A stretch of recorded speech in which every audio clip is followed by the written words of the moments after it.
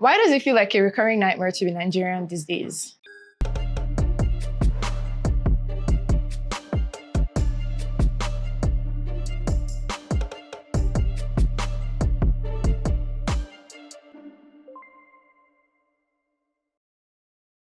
So we had a full episode out already on the kidnappings in Kebbi.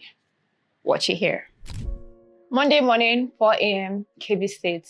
Gunmen attacked Government Girls Comprehensive Secondary School. The vice principal, Hassan Yakubu, was shot dead while he was trying to protect his students. They kidnapped 25 female students and escaped. Here's the part that should make your blood boil. Security officers spent all of Sunday night at the school. They were there with the students, taking pictures, rehearsing emergency procedures, interacting with them. Then, shortly before dawn on Monday morning, they withdrew, and 30 minutes later, the gunmen struck.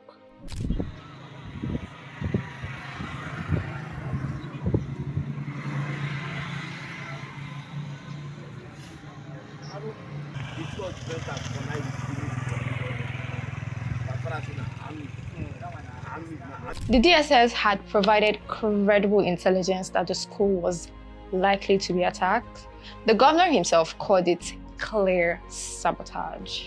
This isn't new. Since the Chibok girls in 2014, at least 1,500 students have been kidnapped in Nigeria. In March alone, 287 children were kidnapped in Kaduna. We know the pattern. Attack happens, we trend on Twitter, politicians condemn, we pray, some return, some don't, you move on, then it happens again. But remember last week when Trump threatened invasion?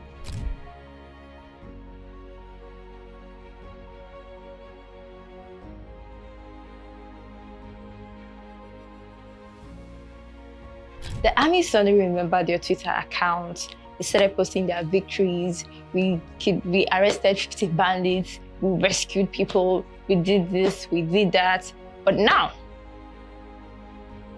their voices are nowhere to be heard. They suddenly forgot their Twitter password.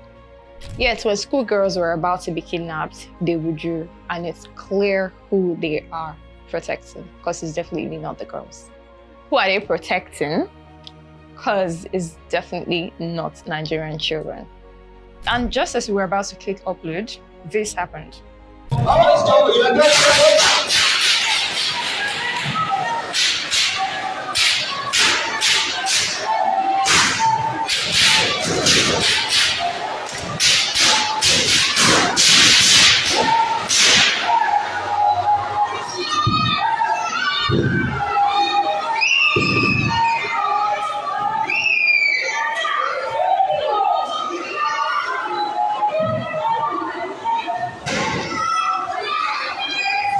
What you've just seen is a church in Kwara State being raided by bandits while on live stream. All they wanted to do is come and worship.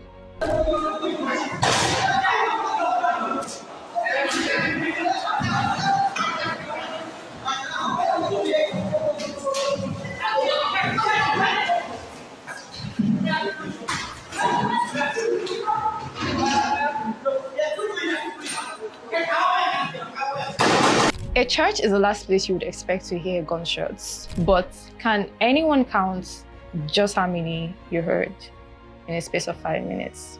It's now become an almost regular occurrence that stretches back to the Owo massacre. I want to say this raises questions, but has the questions not been raised already? When do we get the answers? Talks about genocides were brought up, and the government denied anything about that. If this is your answer to that question, it doesn't seem like a very good one. But if you ask me, I have no comments.